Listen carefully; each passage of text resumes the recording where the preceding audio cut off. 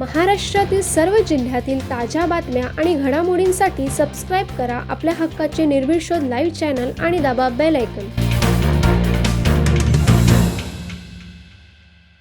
जिल्हा पुरवठा विभाग आणि सागरी पोलिसांनी केलेल्या संयुक्त कारवाईमधील डिझेल तस्करांवर कारवाई करण्यात आलेली आहे। रायगडचे पोलीस अधीक्षक आंचल दलाल यांनी पदभार स्वीकारल्यानंतर डिझेल तस्करांचे धावे दणाणले होते आणि हे डिझेल तस्कर रायगडमधून पळ काढून रत्नागिरी आणि मुंबई किनारपट्टीवर डिझेल उतरवून धंदा करीत आहेत अशी माहिती सूत्रांकडून मिळत आहे। परंतु मांडवा सागरी पोलीस हद्दीतील समुद्रकिनारी आणि खांदेरी उंदेरी परिसरात डिझेल तस्करी कधी थांबलीच नाही।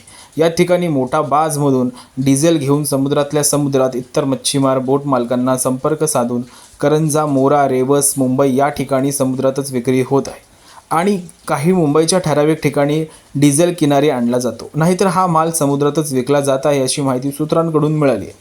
तसेच सदर कारवाई मांडवा सागरी पोलीस ठाण्याच्या हद्दीतील नौखार, रेवस जेट्टी परिसरातून समुद्रमार्गे अवैधरित्या डिझेलचा साठा आणि वाहतूक सुरू असल्याची गुप्त माहिती प्रशासनाला मिळाली होती। जिल्हा पुरवठा विभाग आणि सागरी पोलिसांनी केलेल्या संयुक्त कारवाईकरिता 2 बोटींवर छापेमारी केली। या कारवाईत सुमारे 14,66,000 रुपये किमतीचे डिझेल व तस्करीसाठी वापरण्यात येणारे साहित्य जप्त करण्यात आलेले आहे। या तस्करीत आरोपी करंजा सुरकीचा पाडा यांना अटक केलेली असून वागेश्वरी साई आणि MFB आई गुरु माऊली या 2 बोटी जप्त करण्यात आलेल्या आहेत। रायगड जिल्हा पोलीस अधीक्षक आंचल दलाल मॅडम यांच्यामुळे रायगड किनारी डिझेल तस्करांची आणि तस्करांना साथ देणाऱ्या अधिकाऱ्यांची भंबेरी उडाली होती आणि डिझेल तस्करीवर आळा बसला होता।